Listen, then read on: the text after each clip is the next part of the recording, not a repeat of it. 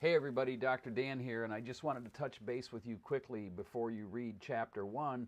You don't really have to go through all of chapter one, but I'd like you to read most of it. So read at least up to page 17, and then you can skip over to page 24 and read page 24 to page 30. So you're going to get through most of it. The reason I think this chapter is interesting, well, first of all, it really only covers North America to a small extent because it's talking about the age of exploration. But there are some themes that relate to the present that I'm interested in. So on page 6, it's going to talk about the Old World and how climate change affected migration in the Old World. So that's kind of interesting. So think about climate change when you read page 6 of chapter 1. That's kind of a cool thing.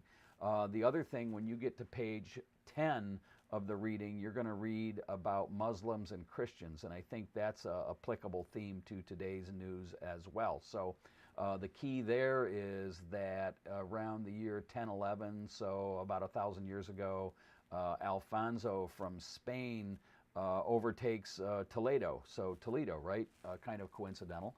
And the idea here is that Muslims or the Moors control Portugal and control Spain, and when Alfonso sort of takes over and beats back the Muslims, if you will, it allows this new empire to form, and eventually leads to an empire funding Christopher Columbus's journey to the New World. So this idea of religion, Muslims versus Christians, it's still going on today in some places, and it's interesting to read and relate to how it was going on 1,000 years ago and how eventually it led to exploration. And the other thing to read, or the other thing to take note of, is in the text, and I think it's on page 15 or 16, I could be wrong, but you're going to read about Johannes Gutenberg, who invented movable type, or for all practical purposes invented the printing press, and how the printing press allowed information to be replicated and spread. So I always think of Gutenberg as like the inventor of the first internet, because before there was type and print, information was tightly controlled by the church.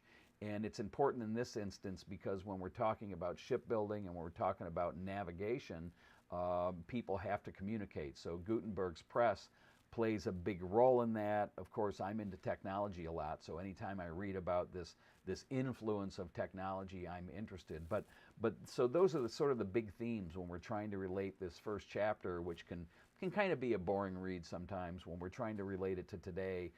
Pick up those themes of climate change, pick up those themes of Muslims and Christians, and also Gutenberg and the influence of the press. The other thing you're going to read in this first chapter is about what's going on in Mesoamerica, or North America for our purposes, that there are vibrant civilizations of Native Americans here at that time, or Mesoamericans. So as you read through this text, you'll read about Cahokia in what's today Missouri, and what a big settlement that was. So this idea that Columbus discovered the New World, or Europeans discovered the New World. The New World was here, and it was vibrant long before the Europeans ever invaded. So those are sort of the themes to take out of the chapter. I hope you enjoy it. If you have any questions, reach out to me again. You can text me at 419-345-7220 if you have any questions. I hope you're having a great first week of school. Be safe, and I'll talk to you again next week. Take care. Bye-bye.